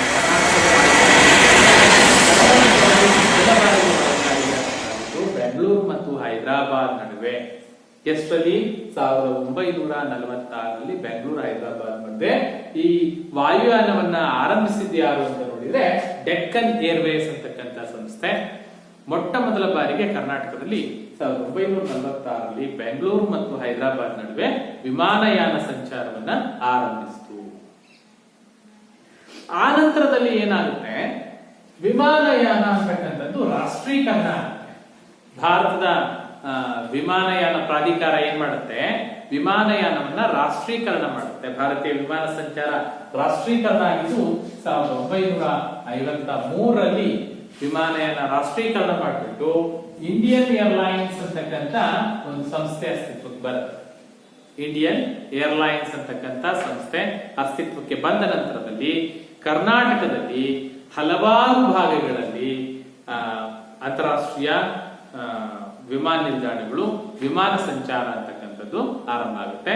ರಾಷ್ಟ್ರದ ರಾಜಧಾನಿಯಾದ ಬೆಂಗಳೂರಿನಲ್ಲಿ 1996 ನೆನ್ಪಿಟ್ಕೊಳ್ಬೇಕು ಡೇಟು, 1996ರಲ್ಲಿ ಬೆಂಗಳೂರನ್ನ ಅಂತಾರಾಷ್ಟ್ರೀಯ ವಿಮಾನ ನಿಲ್ದಾಣ ಅಂತ ಘೋಷಣೆ ಮಾಡಲಾಗಿದೆ. ಅಲ್ಲಿವರೆಗೂ ಅದು ದೇಶೀಯ ವಿಮಾನ ನಿಲ್ದಾಣ ಆಗಿತ್ತು. 96ರಲ್ಲಿ ಬೆಂಗಳೂರಿಗೆ ಅಂತಾರಾಷ್ಟ್ರೀಯ ವಿಮಾನ ನಿಲ್ದಾಣದ ಸ್ಥಾನಮಾನವನ್ನ ನೀಡಲಾಗುತ್ತೆ. ಇನ್ನ ಬೆಂಗಳೂರನ್ನ ಬಿಟ್ರೆ ಕರ್ನಾಟಕದಲ್ಲಿ ಒಂದಷ್ಟು ದೇಶೀಯ ವಿಮಾನ ನಿಲ್ದಾಣಗಳಿದೆ. ಹುಬ್ಬಳ್ಳಿಲಿದೆ, ಬೆಳಗಾವಿ, ಮೈಸೂರು, ಮಂಗಳೂರು. ಸೊ ಇಲ್ಲೆಲ್ಲ ದೇಶೀಯ ವಿಮಾನ ನಿಲ್ದಾಣಗಳಿದೆ. ಒಂದಷ್ಟು ಪ್ರದೇಶಗಳಲ್ಲಿ ಈಗ ಹಾಸನ, ಕಲಬುರಗಿ, ಶಿವಮೊಗ್ಗ ಇಲ್ಲೆಲ್ಲ ವಿಮಾನ ನಿಲ್ದಾಣಗಳು ಅಭಿವೃದ್ಧಿಯಲ್ಲಿದೆ. ಶಿವಮೊಗ್ಗದಲ್ಲಿ ಆಗ್ತಾ ಇದೆ. ಇಲ್ಲಿ ಶಿವಮೊಗ್ಗದಿಂದ ಭದ್ರಾವತಿಗೆ ಹೋಗ್ಬೇಕಾದ್ರೆ ಸೊಗಾನೆ ಅಂತೇಳಿ ಬರುತ್ತಲ್ಲ, ಸೊ ಆ ಪ್ರದೇಶದಲ್ಲಿ ವಿಮಾನ ನಿಲ್ದಾಣ ಪ್ರಗತಿಯಲ್ಲಿದೆ, ಕಾರ್ಯ ಪ್ರಗತಿಯಲ್ಲಿದೆ. ಸೊ ಹಂತ ಹಂತವಾಗಿ ವಿಸ್ತರಣೆ ಮಾಡ್ತಾ ಹೋಗ್ತಾರೆ.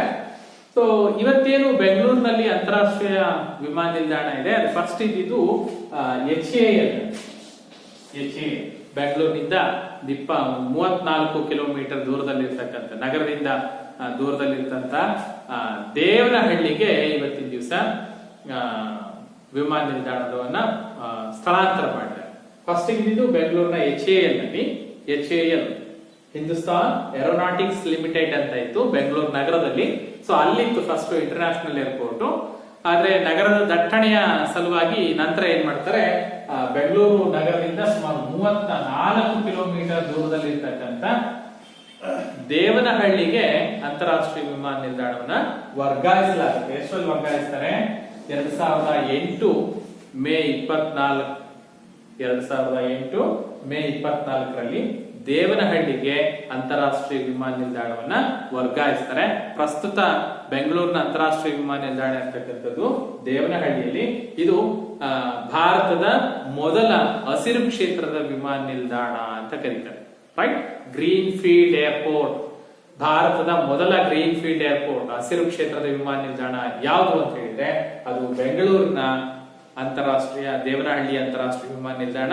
ಅದಕ್ಕೆ ಕೆಂಪೇಗೌಡ ಅಂತಾರಾಷ್ಟ್ರೀಯ ವಿಮಾನ ನಿಲ್ದಾಣ ಅಂತ ಇತ್ತೀಚೆಗೆ ನಾಮಕರಣ ಮಾಡಿದೆ. ಅಲ್ಲಿವರೆಗೂ ಅದನ್ನ ಬೆಂಗಳೂರು ಇಂಟರ್ನ್ಯಾಷನಲ್ ಏರ್ಪೋರ್ಟ್ ಅಂತ ಕರಿತಾ ಇದ್ರು, ದೇವನಹಳ್ಳಿ ಇಂಟರ್ನ್ಯಾಷನಲ್ ಏರ್ಪೋರ್ಟ್ ಅಂತ ಕರಿತಾ ಇದ್ರು. ಈಗ ಅದಕ್ಕೆ ಕೆಂಪೇಗೌಡ ಅಂತಾರಾಷ್ಟ್ರೀಯ ವಿಮಾನ ನಿಲ್ದಾಣ ಅಂತ ಹೆಸರಿಸಲಾಗಿದೆ. ಸೊ ಇದಿಷ್ಟು ವಾಯುಯಾನಕ್ಕೆ ಸಂಬಂಧಪಟ್ಟ ಹಾಗೆ ನಾವು ನೆನಪಿಟ್ಕೊಳ್ಬೇಕಾಗಿರ್ತಕ್ಕಂಥ ಪ್ರಮುಖ ಅಂಶ. ಇನ್ನ ಉಳಿದಿರ್ತಕ್ಕಂಥ ಕೊನೆಯ ಒಂದು ಸಾರಿಗೆ ಜಲಸಾರಿಗೆ. ಜಲಸಾರಿಗೆ ಅಂತ ಹೇಳಿದ್ರೆ ಇಲ್ಲಿ 2 ಹಂತಗಳಲ್ಲಿ ಬರುತ್ತೆ. ಒಂದು ಸಮುದ್ರದಲ್ಲಿ ಮಾಡ್ತಕ್ಕಂಥ ಸಾರಿಗೆಗಳು, ಮತ್ತೊಂದು ಒಳನಾಡಿನಲ್ಲಿ ಮಾಡ್ತಕ್ಕಂಥ ಸಾರಿಗೆ. ಒಳನಾಡಿನ ಜಲಸಾರಿಗೆ, ಸಮುದ್ರ ಸಾರಿಗೆ ಅಂತ 2 ಹಂತಗಳಲ್ಲಿ ನಾವು ಜಲಸಾರಿಗೆಯನ್ನ ಅಭ್ಯಾಸ ಮಾಡ್ತೀವಿ. ನೋಡಿ, ಇಲ್ಲಿ ಬೇರೆ ಸಾರಿಗೆಗಳಿಗೆ ಕಂಪೇರ್ ಮಾಡಿದೆ ಅಂದ್ರೆ ರಸ್ತೆ ಸಾರಿಗೆ, ರೈಲು ಸಾರಿಗೆ, ವಾಯು ಸಾರಿಗೆಗೆ ಹೋಲಿಕೆ ಮಾಡಿದ್ರೆ ಜಲಸಾರಿಗೆ ಅಷ್ಟಾಗಿ ಕರ್ನಾಟಕದಲ್ಲಿ ಪ್ರಾಮುಖ್ಯತೆಯನ್ನು ಪಡ್ಕೊಂಡಿಲ್ಲ. ಯಾಕೆಂದ್ರೆ ಕರ್ನಾಟಕದ ಎಲ್ಲ ಭಾಗಗಳಲ್ಲಿ ಒಳನಾಡಿನ ಜಲಸಾರಿಗೆಗೆ ಅನುಕೂಲಗಳಿಲ್ಲ. ಸೊ ನೀರು ಯಥೇಚ್ಛವಾಗಿ ಲಭ್ಯತೆ ಇದ್ದು ಸರಾಗವಾಗಿ ಹಡಗುಗಳ ಸಂಚಾರಕ್ಕೆ, ದೋಣಿಗಳ ಸಂಚಾರಕ್ಕೆ ಅನುಕೂಲ ಇದ್ದಾಗ ಮಾತ್ರ ನಾವು ಒಳನಾಡಿನ ಜಲಸಾರಿಗೆಯನ್ನು ಮಾಡ್ಬೋದು. ಬಿಟ್ರೆ ಇನ್ನುಳಿದ ಪ್ರದೇಶಗಳಲ್ಲಿ ಮಾಡ್ಲಿಕ್ಕೆ ಬರುತ್ತೆ. ಸೊ ಹಂಗೂನು ಕರ್ನಾಟಕದಲ್ಲಿ ಜಲಸಾರಿಗೆ, ಒಳನಾಡಿನ ಜಲಸಾರಿಗೆ ಇದೆ ಅಂತಂದ್ರೆ ಎಲ್ಲಿದೆ? ಎಲ್ಲಿ ಕರಾವಳಿ ಜಿಲ್ಲೆಗಳಿದೆಯಲ್ಲ, ಸೊ ಆ ಭಾಗಗಳಲ್ಲಿ, ಎಲ್ಲಿ ನದಿಗಳು ಹರಿತಾ ಇದೆಯಲ್ಲ ಆ ಭಾಗಗಳಲ್ಲಿ ಒಂದಷ್ಟು ಪ್ರದೇಶಗಳಲ್ಲಿ ಜಲಸಾರಿಗೆನ ಗುರುತಿಸಿ. ನೋಡಿ, ಸಮುದ್ರ ಸಾರಿಗೆ ಮತ್ತು ಒಳನಾಡು ಜಲಸಾರಿಗೆ ಅಂತ 2 ರೀತಿಯ ಸಾರಿಗೆಗಳನ್ನ ನಾವು ಗುರುತಿಸ್ತೀವಿ. ಜಲಸಾರಿಗೆ, ಸೊ ಸಮುದ್ರ ಸಾರಿಗೆ ಅಂತ ಬಂದಾಗ ತೀರದ ಜಲಸಾರಿಗೆ, ಆಳ ಸಮುದ್ರದ ಜಲಸಾರಿಗೆ, ಸೊ ಈ ತರ ಮತ್ತೆ ಭಾಗ ಮಾಡ್ಕೊಳ್ತಾ ಹೋಗ್ತೀವಿ. ಬೇರೆ ಸಾರಿಗೆಗೆ ಕಂಪೇರ್ ಮಾಡಿದ್ರೆ ನಾವು ಈಗಾಗಲೇ ಹೇಳಿದ ಹಾಗೆ ಜಲಸಾರಿಗೆ ಅಷ್ಟಾಗಿ ಪ್ರಾಮುಖ್ಯತೆಯನ್ನ ಹೊಂದಿಲ್ಲ. ಹಾಗಂತ ಜಲಸಾರಿಗೆ ಹೊಸ ಸಾರಿಗೆ ಏನಲ್ಲ. ಜಲಸಾರಿಗೆ ಬಹಳ ಪ್ರಾಚೀನ ಕಾಲದಿಂದಲೂ ಕೂಡ ಭಾರತದಲ್ಲಿ, ಕರ್ನಾಟಕದಲ್ಲಿ ಅಸ್ತಿತ್ವದಲ್ಲಿದೆ. ಮೊದಲು ಇವತ್ತಿನ ಬೋಟ್ಗಳು, ಯಂತ್ರಚಾಲಿತ ದೋಣಿಗಳು ಬರೋದಕ್ಕಿಂತ ಮೊದಲು ಇದ್ದಿದ್ದು ನಾಡ ದೋಣಿಗಳು ಅಂತ. ತೆಪ್ಪ, ಹರಿಗೋಲು ನೋಡಿದಲ್ಲ ನಾವು. ಸಾಮಾನ್ಯವಾಗಿ ಈ ಗ್ರಾಮೀಣ ಪ್ರದೇಶಗಳಲ್ಲಿ ಇವತ್ತಿಗೂ ಕೂಡ ಚಿಕ್ಕ ಪುಟ್ಟ ಕೆರೆಗಳಲ್ಲಿ, ನೀರಿರ್ತಕ್ಕಂಥ ಪ್ರದೇಶಗಳಲ್ಲಿ ಮೀನು ಹಿಡಿಲಿಕ್ಕೆ ಹೋಗ್ತಾರೆ. ಅವ್ರೇನ್ ತಗೊಂಡು ಹೋಗ್ತಾರೆ? ತೆಪ್ಪ ತಗೊಂಡು ಹೋಗ್ತಾರಲ್ವಾ, ಒಂದು ರೌಂಡ್ ಆಗಿರುತ್ತೆ ಅಲ್ವಾ, ರೌಂಡ್ ಆಗಿರ್ತಕ್ಕಂಥ ತೆಪ್ಪಗಳನ್ನ ತಗೊಂಡು ಹೋಗ್ತಾರೆ. ಒಂದು ಹುಟ್ಟನ್ನ ತಗೊಂಡು ಹೋಗ್ತಾರೆ, ಹುಟ್ಟು ಹಾಕೊಂಡು ಹೋಗ್ತಾ ಇರ್ತಾರಲ್ವಾ. ಸೊ ಈ ತರ ತೆಪ್ಪಗಳನ್ನ ಬಳಸಿ, ಹರಿಗೋಲುಗಳನ್ನ ಬಳಸಿ, ನಾಡದೋಣಿಗಳನ್ನ ಬಳಸ್ಬಿಟ್ಟು ಹಿಂದಿನ ಕಾಲದಲ್ಲಿ ನದಿಗಳನ್ನ ದಾಟಿ ಒಂದು ಪ್ರದೇಶದಿಂದ ಮತ್ತೊಂದು ಪ್ರದೇಶಕ್ಕೆ ನದಿಗಳನ್ನ ದಾಟ್ತಾ ಇದ್ರು. ದಾಟ್ಸೋರ್ನ ಅಂಬಿಗರು ಅಂತ ಕರೀತಾ ಇದ್ರು ಅಲ್ವಾ. ಆದ್ರೆ ಇತ್ತೀಚೆಗೆ ಏನಾಗಿದೆ, ಯಂತ್ರಚಾಲಿತ ದೋಣಿಗಳು ಬಂದಿದೆ. ಯಂತ್ರಚಾಲಿತ ದೋಣಿಗಳು ಬಂದ ನಂತರದಲ್ಲಿ ಮೊದಲು ಹುಟ್ಟುಗಳನ್ನ ಹಾಕೊಂಡೇ ಮುಂದೆ ಹೋಗ್ಬೇಕಾಗಿತ್ತು. ಅದು ಇವತ್ತೇನಾಗಿದೆ, ಒಂದಷ್ಟು ಮಾರ್ಪಾಡಾಗಿದೆ. ಇವತ್ತೇನಾಗಿದೆ ಅಂತ ಹೇಳಿದ್ರೆ ಕೆಲವು ಪ್ರದೇಶಗಳಲ್ಲಿ, ಅಣೆಕಟ್ಟುಗಳು ಇರ್ತಕ್ಕಂಥ ಪ್ರದೇಶಗಳಲ್ಲಿ ಬೋಟಿಂಗ್ ಗಳನ್ನ ಮಾಡ್ತಾ ಇದ್ದಾರೆ. ಅಲ್ವಾ, ಮನರಂಜನಾ ಉದ್ದೇಶಕ್ಕಾಗಿ ಬೋಟಿಂಗ್ ಗಳನ್ನ ಮಾಡ್ತಾರೆ. ಬೋಟಿಂಗ್ ಗಳಲ್ಲಿ ಯಂತ್ರಚಾಲಿತ ಬೋಟ್ ಗಳನ್ನ ಬಳಸಿಬಿಟ್ಟು ವಿಹಾರವನ್ನ ಮಾಡ್ತಕ್ಕಂತ ವ್ಯವಸ್ಥೆಯನ್ನ ಮಾಡಲಾಗಿದೆ. ಆದ್ರೆ ಕೆಲವು ಪ್ರದೇಶಗಳಲ್ಲಿ, ಈ ಕರಾವಳಿ ಜಿಲ್ಲೆಗಳಲ್ಲಿ ಇವತ್ತಿಗೂ ಕೂಡ ಕೆಲವು ಪ್ರದೇಶಗಳಲ್ಲಿ ಈ ಎಲ್ಲಿ ಬ್ರಿಡ್ಜ್ಗಳಿಲ್ಲ, ಸೇತುವೆಗಳಿಲ್ಲ, ಅಂತಹ ಪ್ರದೇಶಗಳಲ್ಲಿ ಅನಿವಾರ್ಯತೆ ಇರತಕ್ಕಂಥ ಪ್ರದೇಶಗಳು, ಅದರಲ್ಲೂ ಕೂಡ ಈ ಕೃಷ್ಣಾ ನದಿ ದಾಟ್ಲಿಕ್ಕೆ ಇವತ್ತಿಗೂ ಕೂಡ ಕೆಲವು ಪ್ರದೇಶಗಳಲ್ಲಿ ದೋಣಿಗಳನ್ನ ಬಳಸ್ತಕ್ಕಂಥದ್ದು, ಹುಟ್ಟಾಕೊಂಡು ಬಳಸ್ತಕ್ಕಂಥದ್ದನ್ನ ನಾವು ಗಮನಿಸ್ತೀವಿ.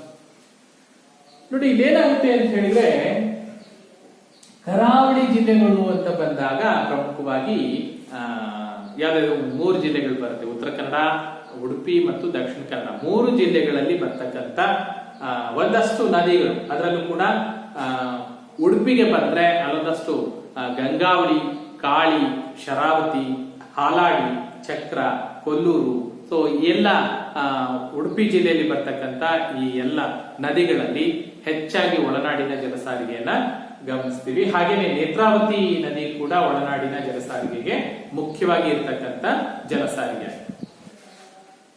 ಇನ್ನ ಬಂದರುಗಳಿಗೆ ಬಂದ್ರೆ, ಬಂದರುಗಳು ನೋಡಿ, ಸಮುದ್ರ ಸಾರಿಗೆ ಅಂತ ಬಂದಾಗ ಬಂದರುಗಳು ಬಹಳ ಮುಖ್ಯವಾಗಿ ಬೇಕಾಗುತ್ತೆ. ಏನು ಬಂದರು ಅಂದ್ರೆ ಏನು? ಬಂದರು ಏನಪ್ಪ ಬಂದರು ಅಂತ ಹೇಳಿದ್ರೆ, ಬಂದರು ಅಂತ ಹೇಳಿದ್ರೆ ಹಡಗು ನಿಲ್ತಕ್ಕಂಥ ಸ್ಥಳ.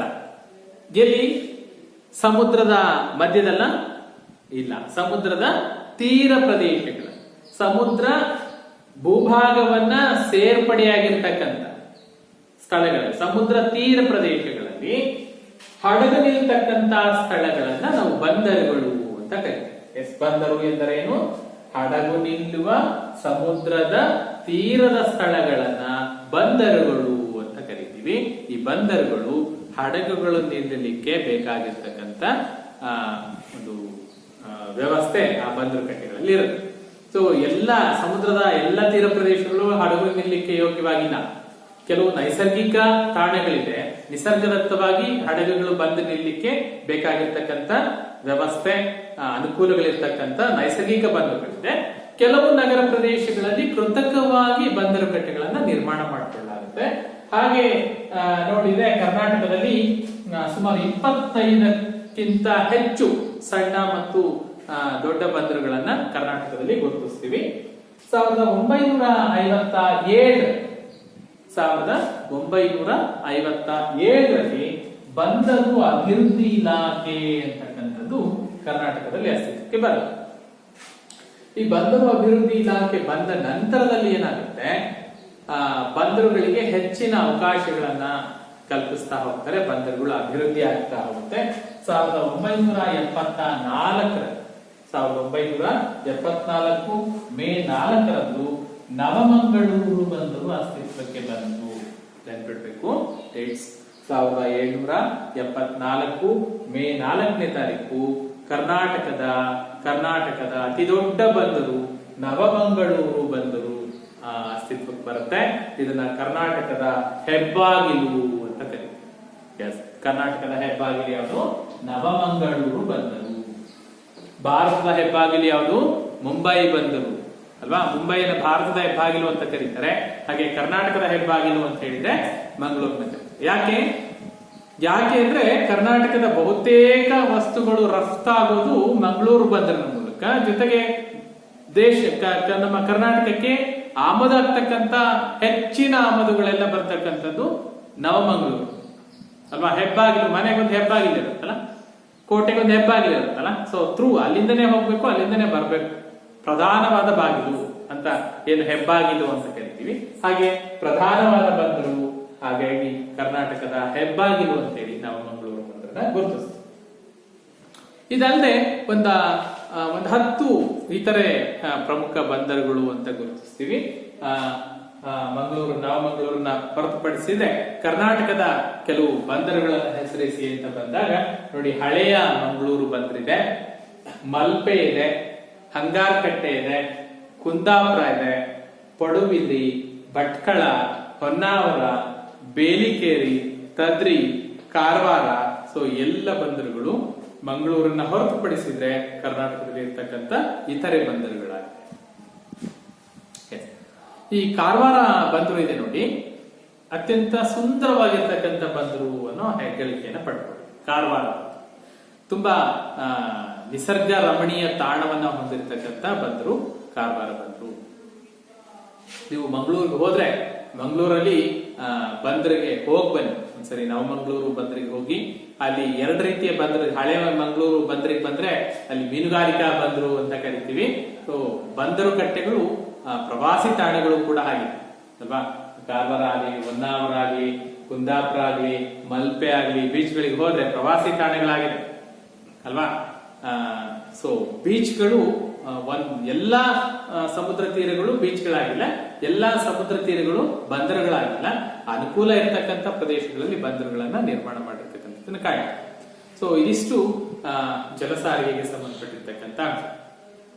ಸೊ ಇದುವರೆಗೂ ನಾವು ಇವತ್ತಿನ ಪಾಠದಲ್ಲಿ ಏನು ಕಲ್ತಿದೀವಿ ಅನ್ನೋದನ್ನ ಒಂದ್ಸರಿ ಗ್ಲಾನ್ಸ್ ಮಾಡ್ಕೊಳ್ಳೋದಾದ್ರೆ, ನಾವು ಮುಖ್ಯವಾಗಿ ಕಲ್ತಿರ್ತಕ್ಕಂಥದ್ದು ಇವತ್ತಿನ ತರಗತಿಯಲ್ಲಿ ರೈಲ್ವೆ ಸಾರಿಗೆ ಬಗ್ಗೆ ಅಭ್ಯಾಸ ಮಾಡಿದ್ವಿ. ರೈಲ್ವೆಯ ಪ್ರಾಮುಖ್ಯತೆಯನ್ನ ನೋಡಿದೀವಿ. ರೈಲ್ವೆ ಸಾರಿಗೆ ಹೇಗೆ ಬೆಳೆದು ಬಂತು, ರೈಲ್ವೆ ಸಾರಿಗೆಯ ಪ್ರಧಾನ ಕಚೇರಿಗಳು ಹೇಗಿದೆ, ಸೊ ಎಷ್ಟು ರೈಲ್ವೆ ವಲಯಗಳಿದೆ, ಸೊ ಇವುಗಳನ್ನ ಅಭ್ಯಾಸ ಮಾಡ್ತೀವಿ. ಸೊ ಹಾಗೇನೆ ಕೊಂಕಣ ರೈಲ್ವೆ ಬಗ್ಗೆ, ಮೆಟ್ರೋ ರೈಲ್ವೆ ಬಗ್ಗೆ ತಿಳ್ಕೊಳ್ಳಿ. ನೆಕ್ಸ್ಟ್ ಬಂದ್ಬಿಟ್ಟು ವಾಯು ಸಾರಿಗೆಗೆ ಬಂದ್ರೆ, ವಾಯು ಸಾರಿಗೆ ಕರ್ನಾಟಕದಲ್ಲಿ ಯಾವಾಗ ಆರಂಭ ಆಯ್ತು, ಯಾವ ಪ್ರದೇಶಗಳ ನಡುವೆ ವಾಯು ಸಾರಿಗೆ ಶುರುವಾಯಿತು, ಡೆಕ್ಕನ್ ಏರ್ವೇಸ್, ಇಂಡಿಯನ್ ಏರ್ಲೈನ್ಸ್ ಯಾವಾಗ ಕಾರ್ಯಾರಂಭ ಮಾಡಿದ್ವು, ಅದ್ರ ಜೊತೆಗೆ HAL ನಿಂದ ದೇವನಹಳ್ಳಿಗೆ ಯಾವಾಗ ಅಂತಾರಾಷ್ಟ್ರೀಯ ವಿಮಾನ ನಿಲ್ದಾಣ ಸ್ಥಳಾಂತರ ಆಗುತ್ತೆ, ಅದಕ್ಕೆ ಕೆಂಪೇಗೌಡ ವಿಮಾನ ನಿಲ್ದಾಣ ಅಂತಾರಾಷ್ಟ್ರೀಯ ವಿಮಾನ ನಿಲ್ದಾಣ ಅಂತ ಹೆಸರಿಡ್ತಾರೆ. ಭಾರತದ ಮೊದಲ ಹಸಿರು ಕ್ಷೇತ್ರದ ವಿಮಾನ ನಿಲ್ದಾಣ ಅಂತ ಕೆಂಪೇಗೌಡ ವಿಮಾನ ನಿಲ್ದಾಣವನ್ನ ಕರೀತಾರೆ. ಹಾಗೆ ಬಂದರುಗಳಿಗೆ ಬಂದ್ರೆ, ಜಲ ಸಾರಿಗೆಗೆ ಬಂದ್ರೆ ಪ್ರಮುಖ ಬಂದರುಗಳು ಯಾವುದು, ಒಳನಾಡಿನ ಜಲ ಸಾರಿಗೆಗೆ ಅನುಕೂಲಗಳೇನು ಅನ್ನೋದನ್ನ ನಾವು ಅಭ್ಯಾಸ ಮಾಡಿ. ಸೊ ನೋಡಿರಲ್ಲ, ಇದಿಷ್ಟು ಇವತ್ತಿನ ಕಲಿಕಾಂಶಗಳು. ಈ ಪಾಠದಲ್ಲಿ ಪ್ರಮುಖವಾಗಿ ಸಾರಿಗೆಗೆ ಸಂಬಂಧಪಟ್ಟ ಹಾಗೆ ರಸ್ತೆ ಸಾರಿಗೆ, ರೈಲು ಸಾರಿಗೆ, ವಾಯು ಸಾರಿಗೆ ಮತ್ತು ಜಲ ಸಾರಿಗೆ 4 ರೀತಿಯ ಸಾರಿಗೆಗಳನ್ನ ನಾವು ಭಾಗ 1 ಮತ್ತು ಭಾಗ 2ರ ಪಾಠಗಳಲ್ಲಿ ಅಭ್ಯಾಸ ಮಾಡಿದ್ವಿ. ಸೊ ಹೆಚ್ಚಿನ ಮಾಹಿತಿಗಾಗಿ, ಹೆಚ್ಚಿನ ಜ್ಞಾನಕ್ಕಾಗಿ ನೀವು ಟೆಕ್ಸ್ಟ್ ಬುಕ್ ಅನ್ನ ನೀಟಾಗಿ ಓದ್ಕೊಳ್ಳಿ. ಟೆಕ್ಸ್ಟ್ ಬುಕ್ ಅನ್ನ ಓದ್ಕೊಂಡು ಅಲ್ಲಿರ್ತಕ್ಕಂಥ ಅಭ್ಯಾಸಗಳಿಗೆ, ಪ್ರಶ್ನೆಗಳಿಗೆ ಉತ್ತರ ಬರ್ಕೊಳ್ಳಿ. ಕ್ಲಾಸ್ ಪಾಯಿಂಟ್ಸ್ ಗಳನ್ನ ನೀಟಾಗಿ ನೋಟ್ ಮಾಡ್ಕೊಳ್ಳಿ. ಮತ್ತೆ ಮತ್ತೆ ಕ್ಲಾಸ್ ಗಳನ್ನ ರಿವೈಂಡ್ ಮಾಡ್ಕೊಂಡು ಕೇಳ್ಕೊಳ್ಳಿ, ಪಾಯಿಂಟ್ ಮಾಡ್ಕೊಳ್ಳಿ. ಏನೇ ಸಮಸ್ಯೆಗಳಿದ್ರು ನಿಮ್ಮ ಟೀಚರ್ಸ್ ಅನ್ನ ಕನ್ಸಲ್ಟ್ ಮಾಡ್ಕೊಳ್ಳಿ. ಸೊ ಪರೀಕ್ಷಾ ದೃಷ್ಟಿಯಿಂದ ಜೊತೆಗೆ ಸಾಮಾನ್ಯ ಜ್ಞಾನ ದೃಷ್ಟಿಯಿಂದಲೂ ಕೂಡ ನಾವು ಸಾರಿಗೆ ವ್ಯವಸ್ಥೆ ಬಗ್ಗೆ ತಿಳ್ಕೊಂಡಿರ್ತಕ್ಕಂಥ ಅಂಶಗಳು ಇವತ್ತಿನ ಪಾಠದಲ್ಲಿ. ಸೊ ಮುಂದಿನ ಅವಧಿಯಲ್ಲಿ, ಮುಂದಿನ ತರಗತಿಯಲ್ಲಿ ಮತ್ತೊಂದು ವಿಚಾರಗಳೊಂದಿಗೆ, ಮತ್ತೊಂದು ಹೊಸ ಪಾಠದೊಂದಿಗೆ ಭೇಟಿ ಆಗ್ತೇನೆ. ಅಲ್ಲಿವರೆಗೂ ಧನ್ಯವಾದ.